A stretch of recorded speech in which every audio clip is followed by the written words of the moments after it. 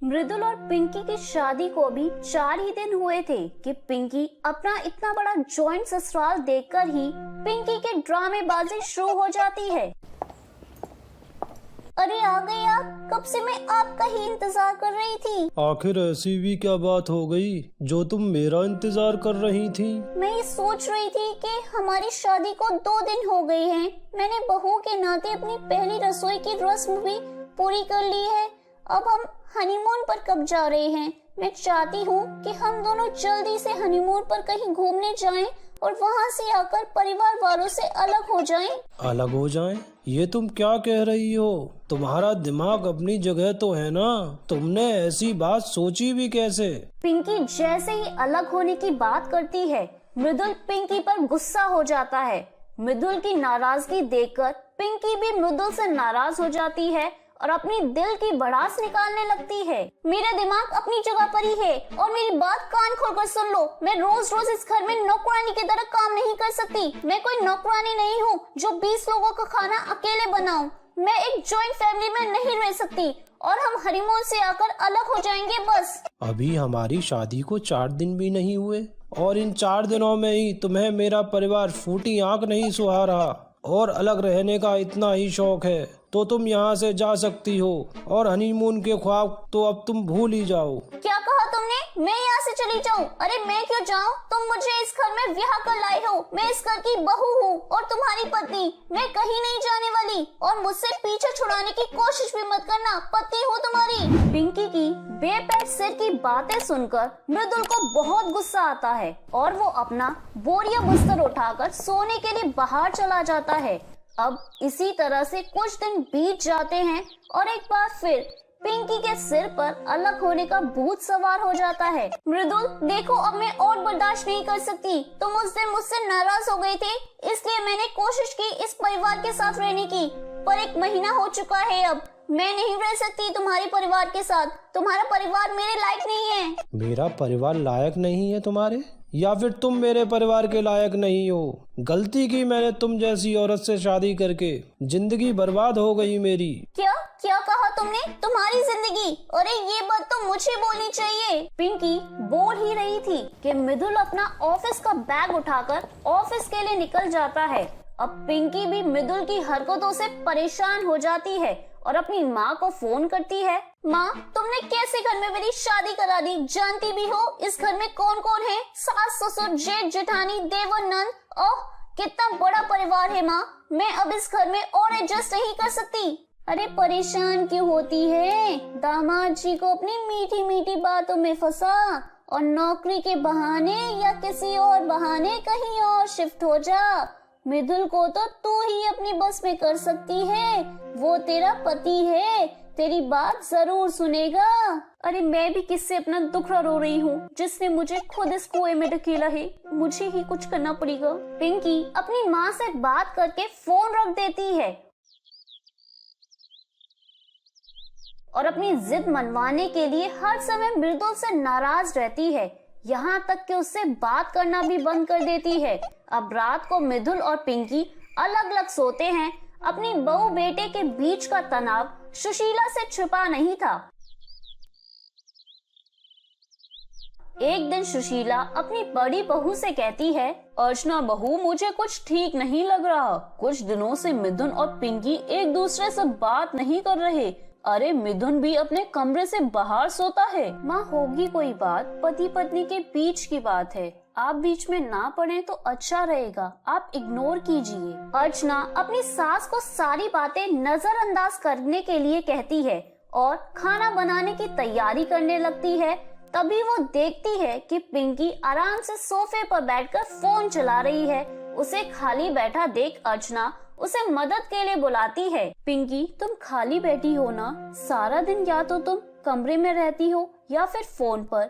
अरे कभी कमरे की दुनिया से बाहर निकलो और परिवार वालों के साथ बैठो, तभी तो घुल मिल पाओगे परिवार वालों के साथ और अपने ससुराल वालों को पहचान पाओगी। चलो आज ना तुम मेरी थोड़ी सी मदद करा दो खाना बनवाने में। माफ करना अर्चना जेठानी जी, मुझे खाना बनाना नहीं आता। माँ ने मुझे सिर्फ इतना ही खाना बनाना सिखाया था जिससे मैं अपनी पहली रसोई की रोज पूरी कर सकूं। इसलिए यू कैरी ऑन। पिंकी अपनी जेठानी को उल्टा जवाब देकर वहाँ से चली जाती है। बेचारी अर्चना और सुशीला तो बस देखती ही रह जाती हैं। इसी तरह पिंकी हमेशा अपने घर वालों से उखड़ी उखड़ी रहती और किसी से सीधे मुंह बात भी नहीं करती।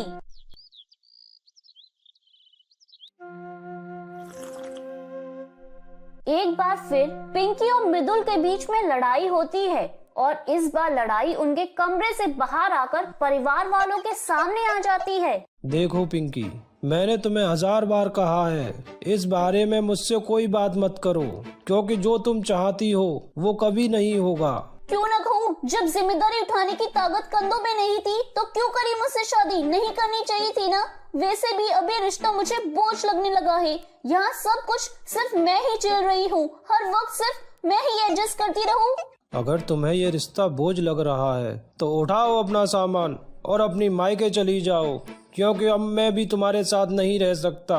मेरे लिए मेरा परिवार पहले है और मैं तुम्हें इस रिश्ते से आजाद करता हूँ। हम डिवोर्स ले लेते हैं। मृदुल के मुंह से डिवोर्स की बात सुनकर सुशीला देवी के पैरों तले जमीन खिसक जाती है। वो मृदुल को एक जोरदार चाटा मारती है।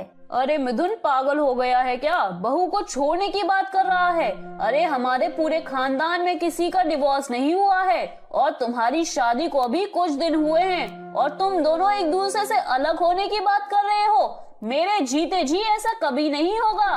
पिंकी क्या हुआ? तुम दोनों इस तरह क्यों झगड़ रहे हो? और ऐसी भी क्या बात हो गई कि तुम दोनों अलग होना चाहते हो? बहू तू अपने कमरे में जा, मैं मिथुन को समझाती हूँ। मिथुन बेटा, गुस्से में और जल्दबाजी में इतना बड़ा फैसला नहीं लेना चाहिए। अगर बहू किसी चीज की जिद कर रही है तो तुझे उसकी जिद पूरी करनी चाहिए। बहू का हक है कि वो पति से नाराज हो, उससे गुस्सा हो, उसके सामने जिद करे। माँ आप जानती नहीं है पिंकी मुझसे क्या चाहती है, उसकी जिद क्या है।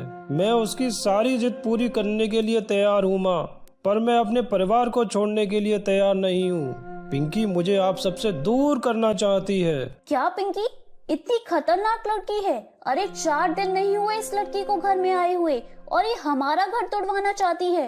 माँ ये क्या हो रहा है?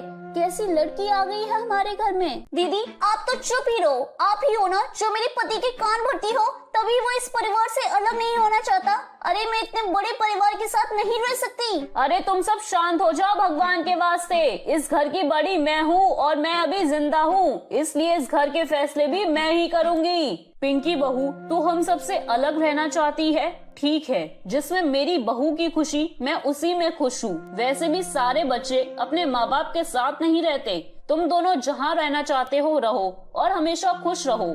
और मिथुन बेटा ये तेरी जिम्मेदारी है कि तू बहू को हमेशा खुश रखे। पर माँ देख रही हो पिंकी, तुम अपनी जिस सास से नफरत करती हो, जिससे अलग होना चाहती हो, वो अब भी अपने बारे में न सोचकर तुम्हारी खुशियों की परवाह कर रही है। अगर तुम में थोड़ी सी भी शर्म बची है ना तो अपनी इस जिद को छोड़ दो, क्योंकि मैं अपने परिवार को छोड़ने के बाद मैं तुम्हारे साथ तो रहूंगा, पर मेरा दिल इसी घर में रहेगा, मेरे परिवार के साथ। देखो पिंकी, मैं नहीं जानती कि तुम मेरे बारे में क्या सोचती हो, पर जब परिवार एक साथ रहता है तभी घर में खुशियाँ रहती हैं। वो कहावत तो तुमने सुनी होगी, एकता में बल होता है। मृदुल सामान पैक करके लाता है। अपनी सास की अच्छाई और उनकी बातें सुनकर पिंकी को अपनी गलती का एहसास होता है। उसे रियलाइज होता है कि उसे कितना अच्छा परिवार मिला है। उसके बाद पिंकी अपने परिवार वालों से माफी मांगती है और परिवार से अलग होने की अपनी सोच बदल लेती है। तो मेरे प्यारे दोस्तों, कैसी लगी आपको मेरी ये कहानी? मुझे कमेंट करके जरूर बताएं और अपने दोस्तों के साथ शेयर करें। अगर आपने मेरे चैनल को अभी तक सब्सक्राइब नहीं किया है तो नीचे वाले बेल आइकन को दबाकर सब्सक्राइब कर लें। तो मिलती हूँ मैं आप सभी से फिर एक नई कहानी के साथ। तब तक आप अपना ध्यान रखिए। बाय बाय दोस्तों।